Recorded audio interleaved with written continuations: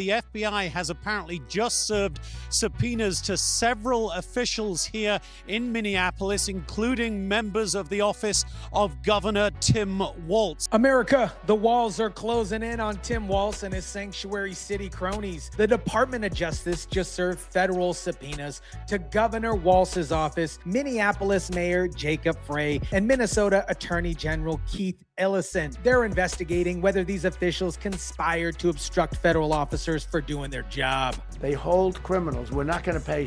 They can sue us and maybe they'll win.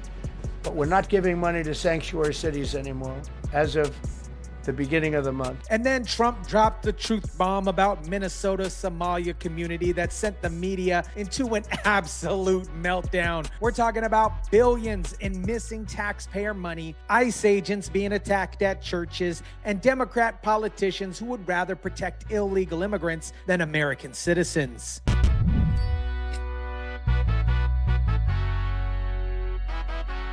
What is up, guys? Tyson Dela Cruz here. Thank you so much for rocking with me. Let's start with the bombshell that just dropped. The Department of Justice served subpoenas to some of the most powerful Democrats in Minnesota.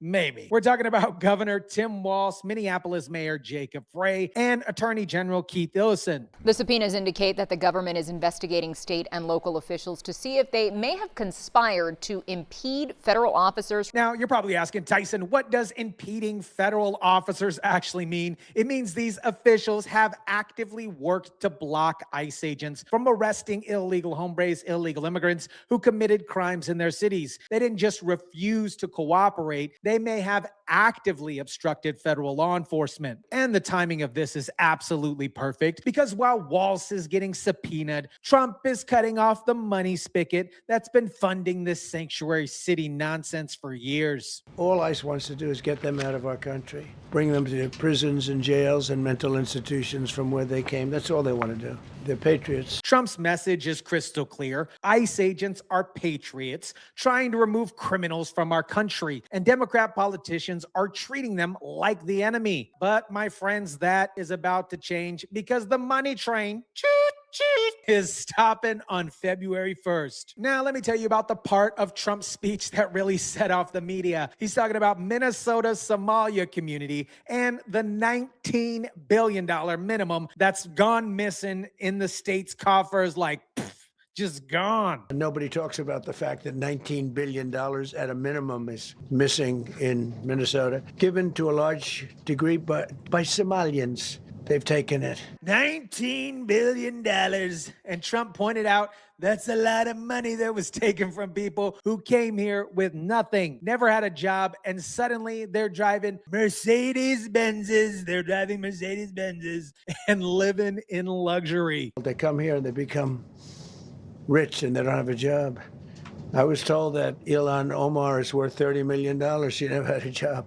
Trump mentioned that Ilhan Omar is reportedly worth $30 million, never had a real job, came from a country with no functioning government, but somehow Ilhan, I married my brother Omar, accumulated $30 million in wealth while serving in Congress. How does that exactly work? If you haven't checked out the video on the deep dive on that particular matter, it'll be placed somewhere on the screen or in the description down below. Check it out after this one. The media obviously lost their mind over Trump saying some Somalians are low IQ people, but they completely ignored the $19 billion missing in taxpayer money, just like they always do. They don't want to talk about the fraud. They just want to call Trump a racist, a bigot, and move on. Secretary of Homeland Security Kristi Noem dropped some devastating information about what Timmy Tampon Walz and Jacob Somalia Frey have been doing in Minnesota. And guys, it's even worse than you think. One of the things we've asked Governor Walz for and Mayor Frey is to give us just the criminals you have in jail.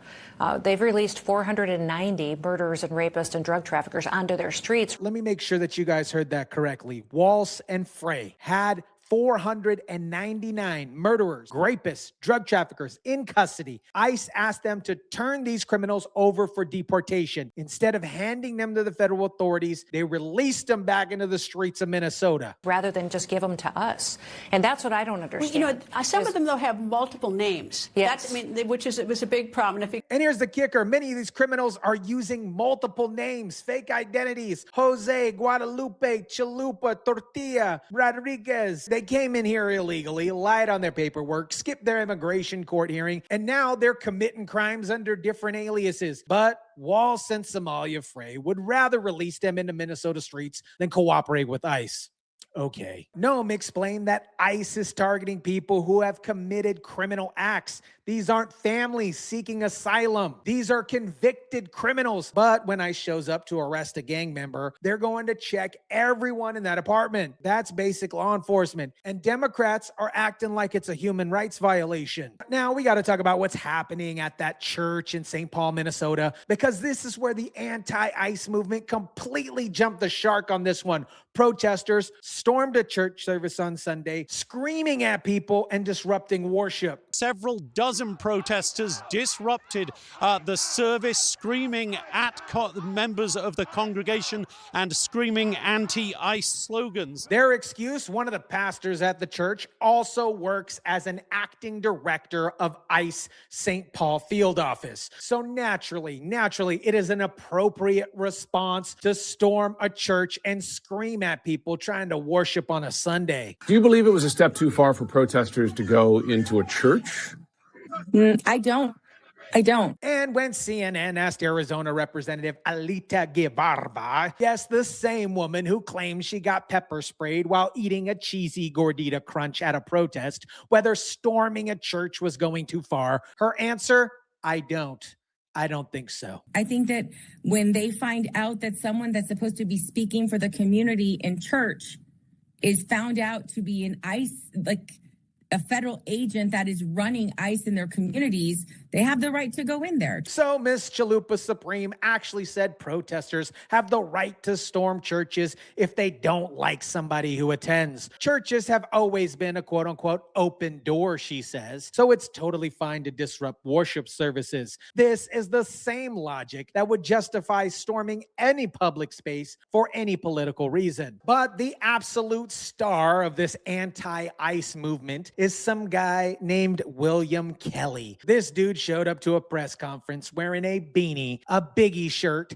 and a full beard to explain why storming churches is actually revolutionary activism. I mean, what we're seeing around this country is they're using their political influence to attack people that disagree with them.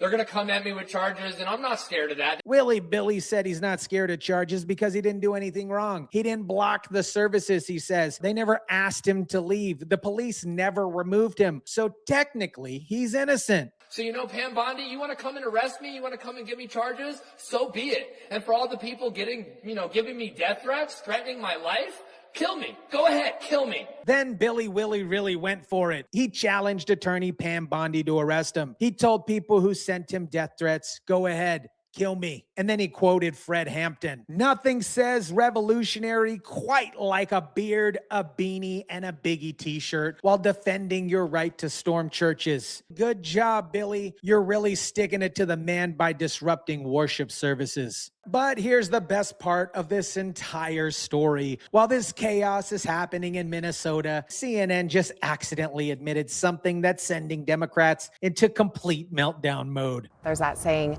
Trump was right about everything, and that's kind of how I'm feeling right now. This breakfast conversation, our sixth visit with Betsy Sarcone. A suburban mother in Iowa, the exact demographic Democrats thought they owned, just told CNN on camera, Trump was right about everything. That's how I'm feeling right now. Her shift beyond dramatic. A DeSantis, then a Haley voter, said she would vote for Joe Biden if Trump won the Republican nomination. But she changed her mind. But after watching Joey Biden do absolutely nothing about the open border policy for 4 years, she's completely changed her mind. I think Biden probably changed me more than Trump. She gives Trump an A- now. She loves the immigration crackdown. She just closed a big real estate deal and thinks the economy is picking up. Sarcone laughed at Trump's 2020 election fraud claims when we first met.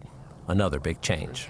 I'm starting to question the election of 2020, right? He lost the election in 2020. I don't know. That's how dramatically the political landscape has shifted. America, what we're witnessing in Minnesota is a complete collapse of the sanctuary city movement. The DOJ is investigating Timmy Tampon Walz, Jacob Somalia Frey, and Ellison for obstructing federal officers. Trump is cutting off all federal funding to sanctuary cities starting February 1st, and Democrats are so desperate they're storming churches and defending it on CNN. Secretary Kristi Noem exposed that Walz and Frey released 490 violent criminals, murderers, rapists, drug traffickers into Minnesota streets rather than handing them over to ICE. Trump revealed that $19 billion is missing in Minnesota, much of it connected to the fraud in Somalia communities, and Ilhan Omar somehow miraculously accumulated $30 million in wealth despite never having a real job. But here's what should terrify Democrats. Suburban moms are flippant. The exact demographic they thought they owned is now saying Trump was right about everything. Meanwhile, the anti-ICE movement is being led by a guy in a Biggie Smalls t-shirt with a beanie and a beard